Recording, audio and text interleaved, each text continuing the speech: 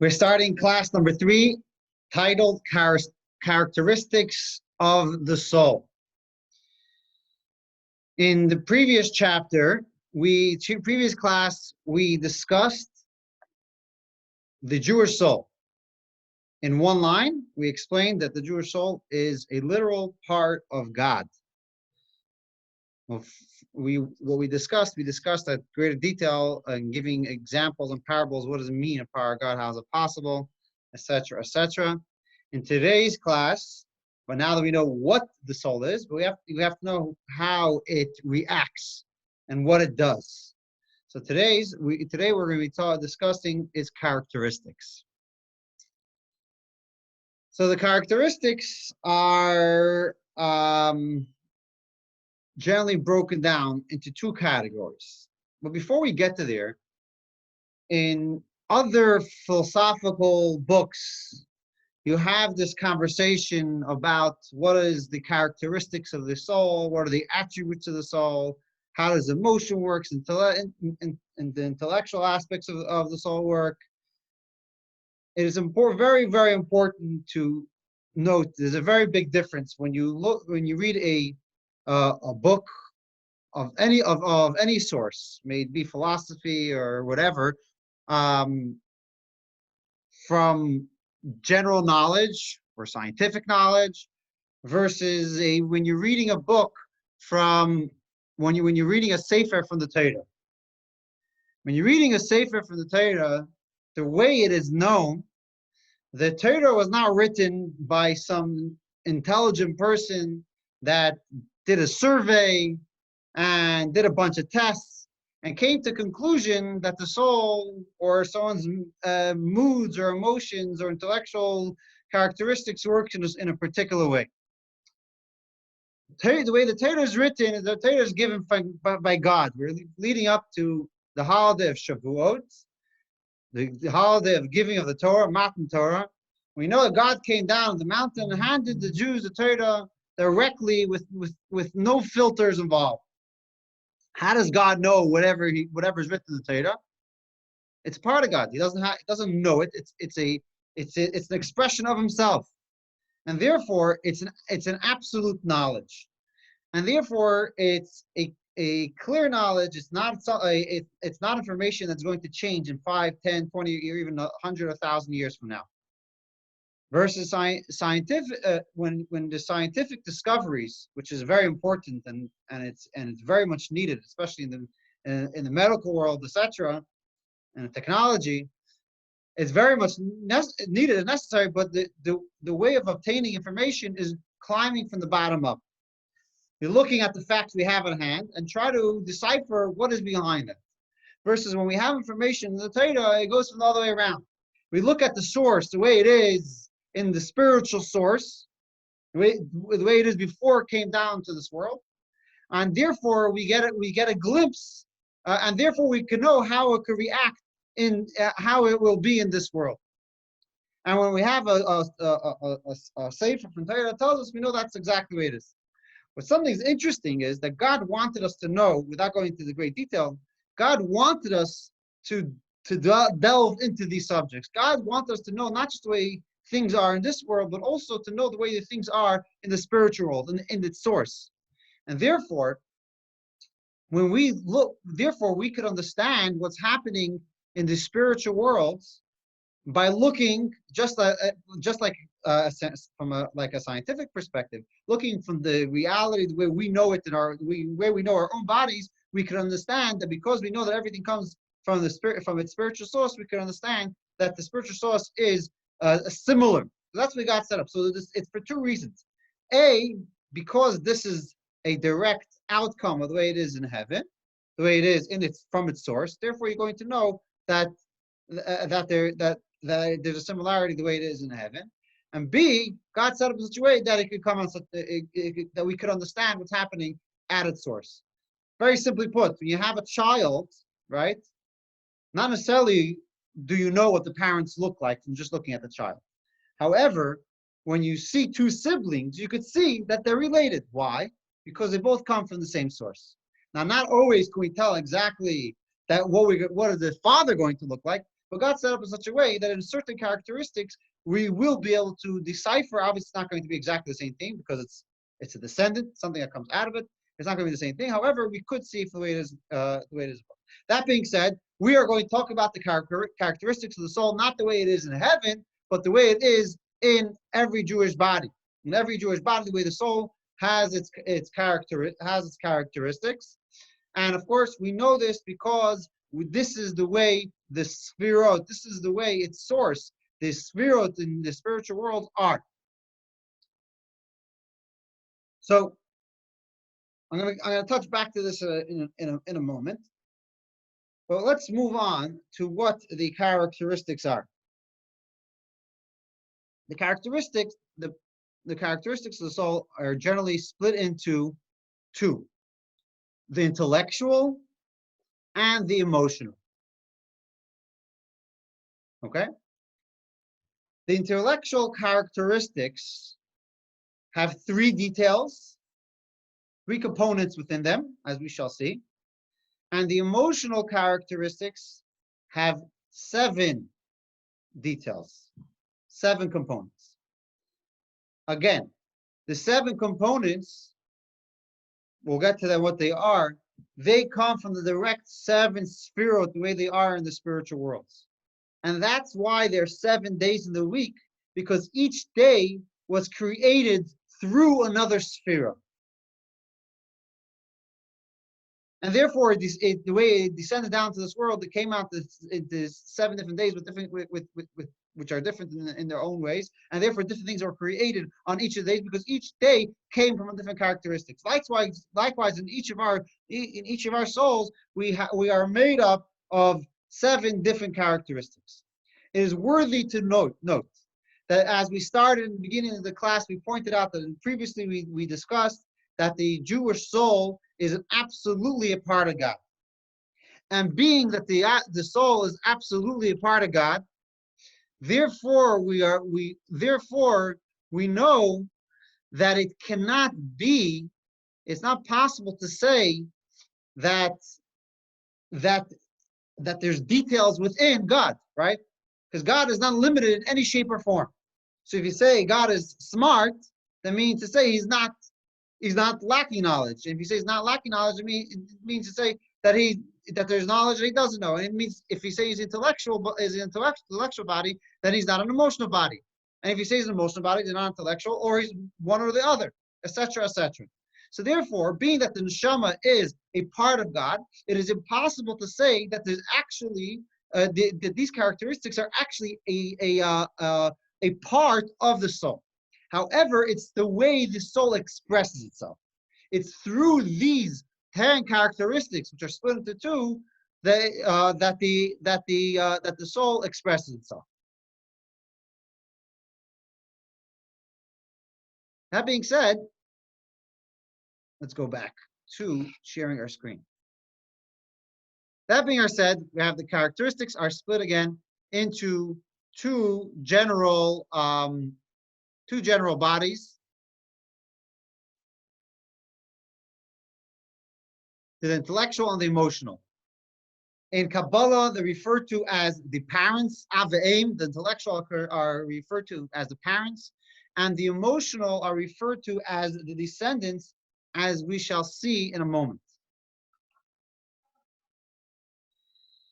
Now, before we get into the details of all of these characteristics, I want to pose a question.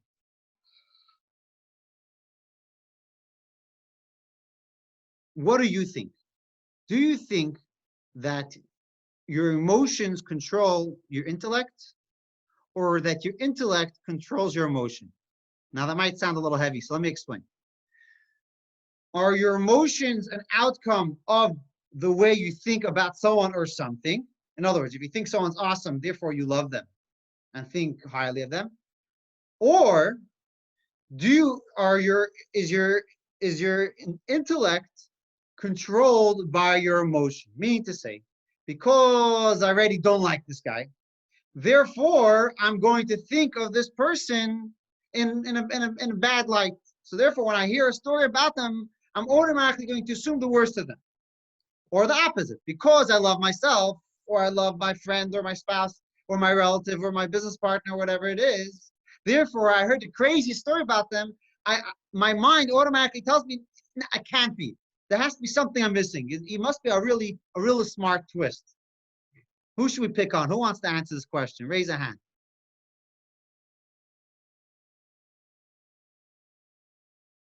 Art is talking, so let's go pick on Art. Okay, so the answer is both. Sometimes our intellect rules our emotions, and sometimes our emotions rules our intellect. Beautiful. So there's a balance. Before I asked this question, before I was preparing the class, I had in mind that the answer is going to be, and I was going to refer to a great sage that has a beautiful saying, and when you give him two options, he gives the answer to yes.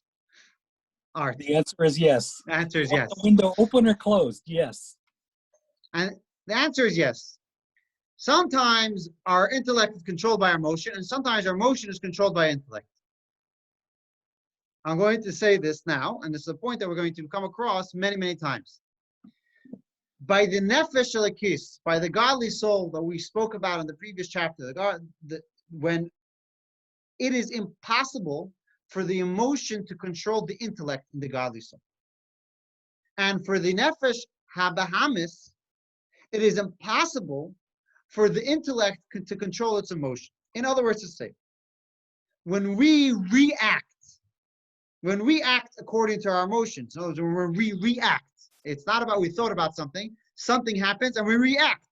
That is our nefesh habahamis happening, even when it's seemingly a positive thing. Even when we're amazed by a surprise gift and therefore we're so excited and thankful. However, we have no control over what we are doing, feeling, and therefore we're not going to have control of what we're going to say, think, or act afterwards. When you're in control, what does it mean you're in control? You say, I know the new son-in-law came into the family. I want to like him. If your emotions weren't already affected by the fact of marrying your daughter, right? You know, you as a father-in-law, as a mother-in-law, you have an obligation almost to find favor, to like them. So what do you have to do? You have to look for the qualities. You have to look for the qualities, and then when you're going to find the qualities, you're going to find a reason to like them. And as we'll explain a little bit further later on, this is the meaning of your intellect controlling your emotion. So the way it's supposed to be is that your mind is always supposed to be present, and you're not supposed to have an emotion essentially without thinking about it, without deciding you want to have that emotion. This is the work, a lifelong work in order to master that. There's a beautiful anecdotal thing. I didn't put it together here, but let me see if I could quickly put it together. There is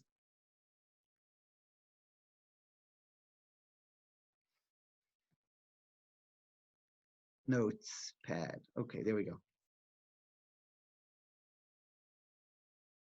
So the way it works is like this.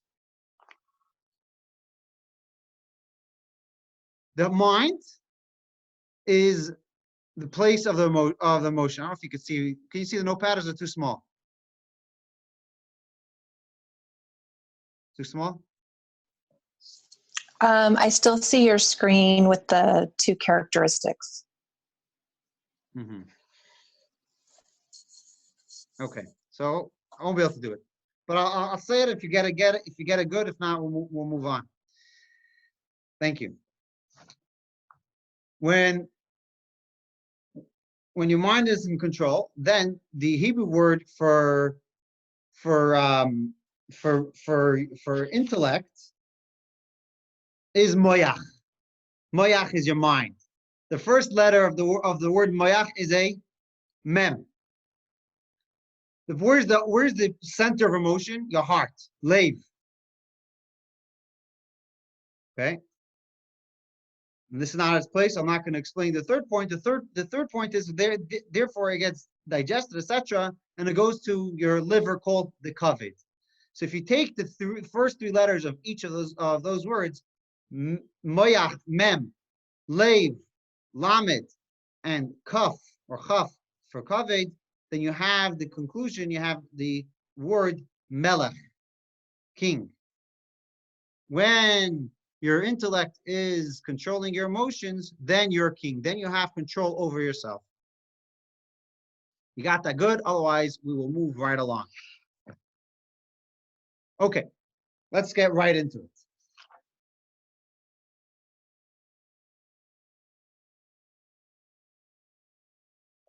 So being the way that we want it to happen first is that we want the intellect to be in control. Therefore, let's talk about the intellectual aspect of the soul first. There's three parts of the intellectual body of the soul. There's three character traits of the intellectual characteristics of the soul. There's the first one's chachma, bina, and das. Loosely translated as wisdom, understanding, and knowledge. And let's get into a little bit further. I think this is as far as I got to in the slides. That's it we got. Chachma, bina, and das. So we'll leave this on for now. What is chachma? What is chachma? Chachma can be called, it is loosely translated as wisdom. So when you think of something, when you have a problem solving, right? When you think of something, not always do you have the answer right there in front of you. Matter of fact, if it's a true problem, if it's a true question, you have no access to the answer whatsoever. And you're going to search in your mind. You're going to ask the question again in your mind. You're going to ask the question from one perspective, another perspective, another perspective. And all of a sudden, from nowhere, there is going to be lightning is going to strike, and an idea is going to pop into your mind. You don't know exactly, you can't explain exactly how it's going to answer the question. It's an aha moment. It's an idea, right? If you've seen the any what do they call it?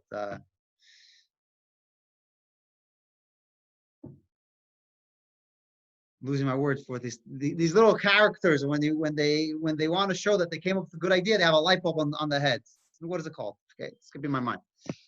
Right? What's the idea? The idea is that just like if you want to send if you want to take a note almost in the opposite aspect, and you're writing quickly, you can't write all the words that you're to the lecture you're listening to. You write down one key word, or better yet, when you want to give over a talk and you don't want to have lengthy notes, you write one key word which represents an idea. Similarly, and the opposite effect is when you're trying to think of a new idea, of a new concept, or an answer to a question, at the point that the idea just pops into your mind, and when it pops into your mind, it's just in one word, it's in one message, it's in one picture.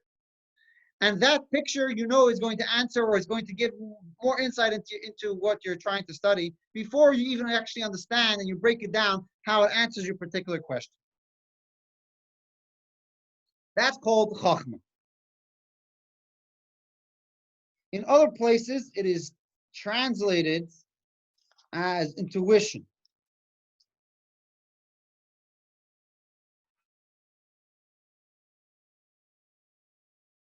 Bina, on the other hand,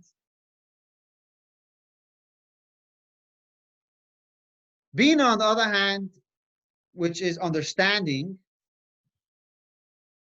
Jump back to that screen. Bina, which is understanding, means exactly the way you think. What you think it means. Understanding. You take that idea, that one point, and you try to break it down, and you try to apply it to all aspects of the problem that you're trying to achieve. You try to break it down to all aspects of the problem you're trying to solve. And if you're teaching it, you try to pull it down to the most simplest level of understanding. It says about King Solomon, known as the wisest man of all, that for every idea that he taught, he had to give 5,000 parables. That tells you two things. A, the idea was so lofty that he needs to give a parable to explain what he's explaining, then a parable on that to explain what that parable meant, and then a parable on that to explain what that parable meant, etc., etc., until he's able to bring it down to a level of a simple person to understand. It also tells you of his great wisdom that he was capable of pulling it down to such a level. That is one aspect of Bina. One aspect of Bina is understanding it its full length. The other aspect of Bina is understanding it to its full width, to understanding where else this concept is applicable. There was a great scholar that lived not too long ago, known as the Rugged Shaver, under 100 years ago, and it was said about him that any concept in Torah, he could break it down to, I think, was 2 or 3 discussions.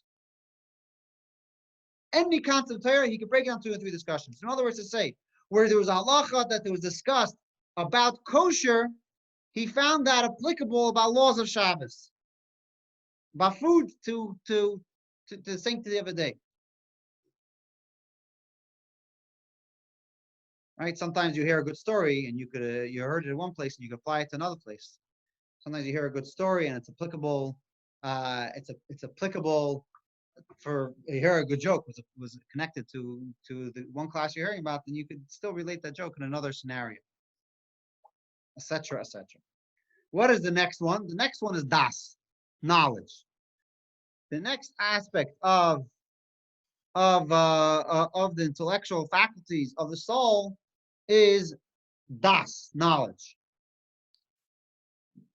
What does knowledge mean over here? What does das mean?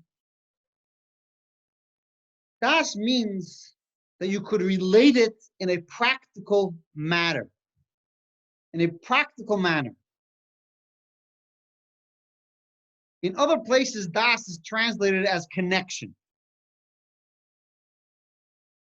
Over here, we're talking about the 10 faculties of the soul and how the intellectual is the source of the emotional. That's what das is. Das is that once I have an idea that popped into my head, and then Bina, I broke it down. I got the zip file and I opened the zip file and I broke it down to all its details. Then comes das. Then comes the practical application. And we'll get back to das after we explain a little bit of the emotions.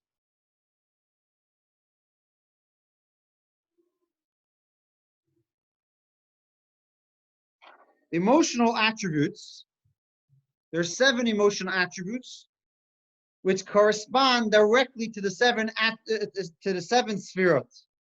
We're counting the sphere now, and if you look in the Siddur, or if you have the app, each day has a specific sphere which it attributes to. The seven attributes, the 7 emotional attributes are as follows. You have chesed, kindness, gvura, severity, tiferes, beauty, netzach, endurance, hoid, splendor, yisoid, foundation, and malchus, royalty. Now, due to the lack of time and to stay on subject, we're going to focus on 2 concepts, 2 general concepts of emotion, which is really a generalization of all the emotions. And really, all the emotions are offshoots of these 2 emotions. And they are, simply put, ava and yira, love and fear.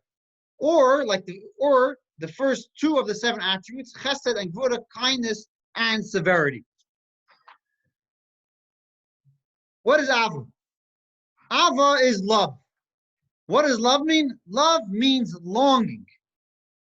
That you respect and value something or somebody so much that you have a longing to be with them, to connect with them, and to favor them.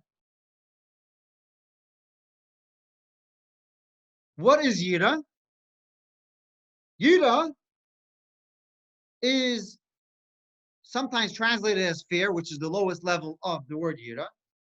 But yira is more the concept of awe.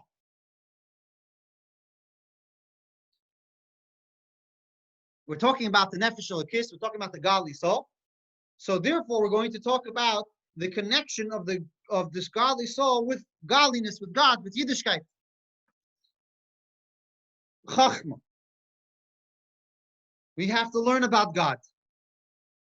So we learn and we read, or like Abraham, the idea fell into his mind. If you're in the level of Abraham, or you read from holy Sfarim about godliness, and you start, and an idea is planted in your mind. Chachma is the seed. The seed gets planted in your mind. Then Bina, you say, I'm not sufficed with those slogan words. I need to actually understand it. I can't take a one-liner. That doesn't mean anything to me. It's not something I can relate to. So Bina, we start understanding it, and you read more, and you learn more, you join more classes, and you try to understand it with your intellect. You understand whatever level, concept and godliness you could understand. You understand it to your greatest ability. We have this exact concept in the daily prayers. We say Moida Ani. First thing we do, wake up in the morning. We say, God, I recognize you're the king of the world. You're king of everything. You gave me my life, and I'm very thankful. A one-liner, as they say. Thank you very much. Chachma is planted. How is Chachma planted? Because not just by the words you said, but by the priority that you gave it. The first thing you gave up, you woke up in the morning, you didn't grab a cup of coffee, you didn't brush your teeth or anything like that. You didn't take out the newspaper and to see which politician is trying to bury the other politician. You didn't find out if there was a crash on Byron Highway or whatnot. The first and the highest priority you gave was not to check your emails, but was to say, God, I recognize you and thank you very much. Thank you, God, for giving my soul back. However, that's not a deep intellectual concept. That's just a thank you. That's facing the facts. When we start the morning prayers, you have to actually prepare yourself. You have to wash up. You have to get ready to enter into the realm of thanking God in a full way, and connecting and pleading and praying for everything we need. We go through the prayers, we read through the Siddur. Better yet, even if it's not, you'll have better concentration maybe, even when you're not davening, when you're not praying. You go through the order of events. Again, when we start the prayer again, we put on tefillin. Again, tefillin represents the same concept that we know there's something above us. And then we start thinking about the greatness of God. First, we read the chapters of Psalm. The whole beginning of the prayers is the chapters from Psalm, Ashrei, etc., that speaks about the greatness of God and how great He is, and His accomplishments creating the world, etc., great miracles He gave us, physical greatness that we could relate to. Afterwards, we read and we think about something even deeper. That not only is within our grasps is that something amazing. Not only within our grasps of understanding, within our world is God amazing because He created the world and all these great miracles. But rather we look at even the angels are singing praise to God. And in the highest spiritual realms, even higher than the angels, in the world of Atzilut, they're also singing praise to God. We say it all in the last chapters before Shema. Finally, we come to Shema. What do we say? V'ahavta. I love you, God. Why? What happened? Because when we think intellectually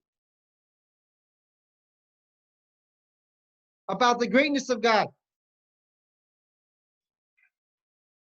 about how there's nothing greater than God,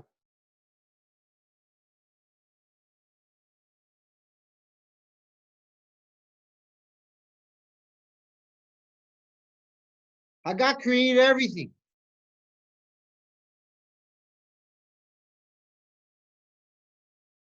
how everything is a life force, everything that exists is alive with a life force that is powered by God.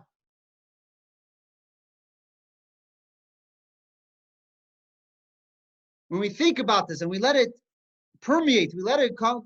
We let it get absorbed into us eternally. You may use the words contemplate or meditate. When you take it, when you think about it in a strong, powerful way, you let it to connect to you, then what's going to be the result is that I have so much respect and love for God that I don't want to ever be severed from it. I don't want to ever be disconnected. I don't want to do anything to sacrifice this relationship that we have. If there's someone who you truly respect, truly respect, I didn't see this anywhere, but I think the love that a child has for a parent, I think it happens in two stages. As a child, it happens because he loves me, and because and if I don't want to do the wrong thing, he's gonna get upset at me, and I live under his roof, and I collect allowance, etc., etc. I think as you get older, the respect you have for a parent is not so much about if you're going to get anything out of it. It's about a deep respect that you have for your father, period, or for your mother, period, and therefore you don't want to do anything for them to think of you lessly. You don't want to do anything for them not to have this to sacrifice this absolute love that they have for you, without even thinking if it will be sacrificed or not. You just don't want to play with this. You don't want to play with this fire. I think that's a good example. A deep love means that you're drawn to it out of a respect of its greatness and of its love to you, that you don't want to do anything to sacrifice or to taint that relationship. Yira, fear, is a very similar but the exact opposite. Yira, I'm sorry, that example I gave was Yira. That's awe. Awe means that because of its greatness, how you meditate not just how God created the entire world and sustains everything that's within the world. Not only that, that God showers blessing into all the worlds, all the physical worlds, all of the physical world, and all the spiritual worlds. And not only that, God's greatness is so great, is that there's an aspect of godliness called Sever Kalamin that it can't even come internally into the world. It has to hover over. It's something that even the greatest spiritual concept that we can think of or to imagine, that it's even greater than that even that can relate to. It's so awesome, it's so amazing that I don't want to play with that. I don't want to sacrifice a relationship in any way, shape, or form. That is all. That's Yira. You could have it on a lower level, on a more basic level, with husband and wife, right? That out of deep respect you have for your spouse, you don't want to get them upset. You don't want to lose the slightest favor, even though they're going to stay married to you. You don't want to lose the slightest favor in their eyes. The other concept is ava, love. Love comes from something that you can more relate to. So you're not going to think about the intellectual concepts that of godliness that's beyond this world, but you will think of the intellectual concept that God created the world and everything within it. In other words, it's a deep respect, but in a level, in a way that we can relate to. And because it's something you relate to, and therefore you're driven towards it. You have the spark of fire that's within your heart, within your soul. And that spark of fire has a longing, and it wants to drive and draw a connection with godliness. And it does not manifest itself in any particular action yet, because now it's strictly an emotion. It's a deep longing. And I believe I saw in a sefer that says that not only is this the reality, but that there's actually the element of fire is actually found within our hearts, the center of emotion. And the reason why is that it's scientifically proven that there's an element of fire. I don't know what that means, but I saw it's written. There's an element of fire within every person's heart. And what it means, according to Kabbalah, that I do know what it means exactly this point, that love is longing. And just like you have a fire that we discussed in the introduction class, that its nature is to draw to its source, is to draw to its source, and therefore fire is always trying to jump. It's constantly longing to connect to the greater fire. And you'll see that not just in the greater fire, which you know the source is up, is high up. That's why the fire is going up. You see, if you put a big flame next to a small flame, if you ever made Havdalah, you have two flames, they'll jump, they'll connect to each other. So therefore, that's what it means. According to Kabbalah, there's a spark of fire within our heart. In other words, to say that we have the capability of loving, and that loving is going to draw upon us a deep longing and desire to connect. Now I'm going to conclude with going back to the concept of das. Das means connection. We all know, every one of us has someone we know that we would define that person as an intellectual person, very smart intellectual person. And we all have somebody that we know that we would define as an emotional person. You could be one of them or both of them, but most of us know somebody. Generally speaking, intellectualism is cold. It's emotionless. It doesn't get excited about things. And a matter of fact, if an intellectual idea or person that is thinking an intellectual concept would get excited about something, it would cloud, it would pollute their capability of thinking honestly and straightforward. It would pollute and it would hinder them from understanding it for the sake of its understanding to its true meaning. Because intellectualism is cold. And that's why in Kabbalah it's likened to water which is naturally cold. Emotions is fire. Either for someone that gets excited, loving, hating, fearing, it's excitement. Without das, they are two complete separate entities, and an intellectual person cannot love, fear, or anything like that. And an emotional person cannot truly understand. They have the brain, but they cannot truly understand anything. Das is the connector. Das says, I know we started as an intellectual idea. And I have a list of pluses. I have a checklist of pluses about this person, of the fine qualities of this person. I have a nice checklist. That's a bina, that's an understanding. Das says, let's take that intellectual idea and let's give birth to an emotion out of that idea.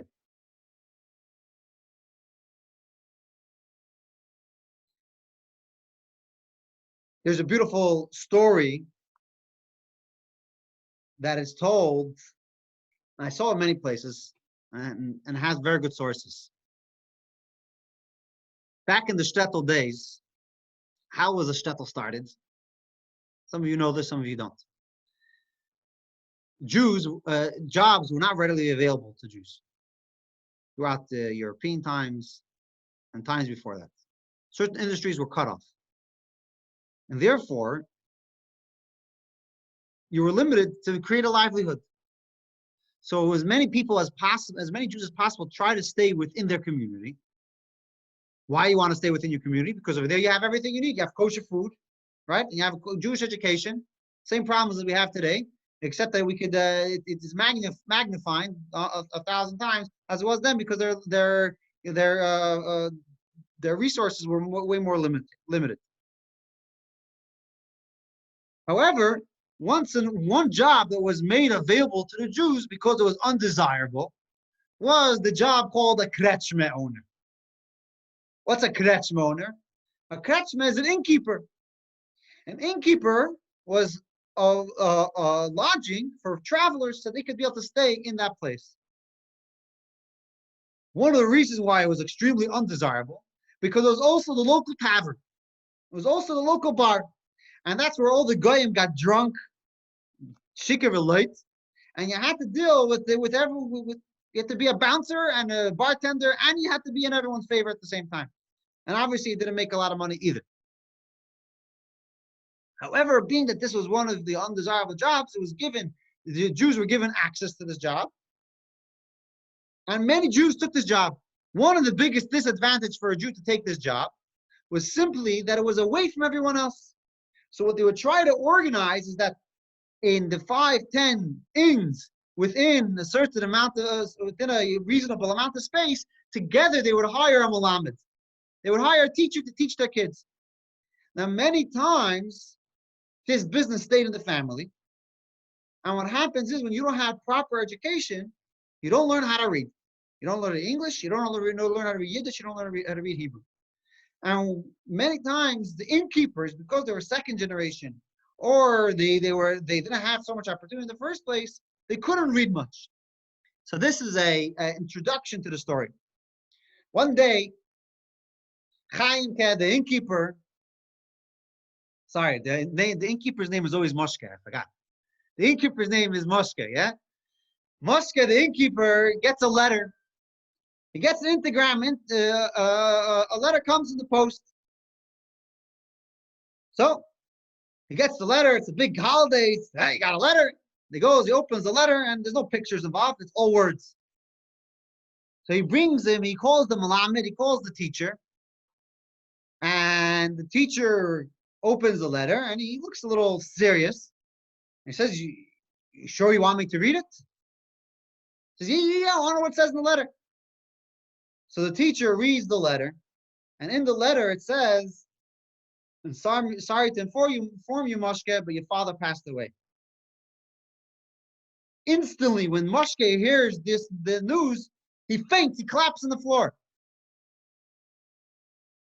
While the teacher, which is the intellectual one, right, was reading the letter, no, he was not fazed in the slightest. I mean, he felt bad for the person, but nothing close to fainting. So if you ask yourself, what happened over here? Who's closer to the reality of the information? When I read a story and I tell it to you, I can miss details. When I read it firsthand, you heard it firsthand. I read it just now. If anyone's fainting, it should be the teacher. Nothing. Not even almost fainting. And the answer is obvious. When the teacher read it, he was reading intellectual information. It didn't emotionally affect him in the slightest. When Moshke heard the story, it is something that related to him by heart and soul. It's something that affected him. And therefore, it didn't stay intellectual. It went straight into emotional. Because he heard the intellectual concept, but to him, it was intellectual concept that was relating straight into emotional concept. That's what Das is. Das is creating the connection between intellectual and emotional. How do we achieve that?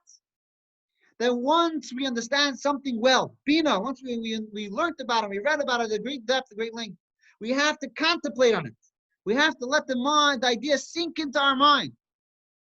We have to take a moment and let it recycle in our mind, let it review in our mind, and try to connect it, try to think about it in a very, very deep way. And I promise you, after trying it once or twice, you see, you can practice, try this yourself. Something that you don't have emotion for already, read about it, read about that person or hear about that person. If it helps you to make a list, make a list. Think about it and let it 5, 10, 50, and the more you think about it, the greater the emotion is going to grow in. So that concludes today's class. We concluded that the soul is made up of 10 characteristics, 3 emotional, 3 intellectual, and 7 emotional. We explained what the 3 emotional are: Chachma, Bina, Das, Chachma, wisdom, understanding, and knowledge. And we said if you use them properly, this will give forth an emotion. And we explained the 2 general emotions. We didn't get into all 7, but we explained the 2 general emotions, which is love and fear. When you have love, the outcome of it, the offshoot of that is chesed, kindness. And if you have fear of going wrong, the offshoot and the conclusion of that is going to be gvura, strictness. You're not going to want to do anything wrong, and etc. etc. Same thing's true with all of the other characteristics and attributes.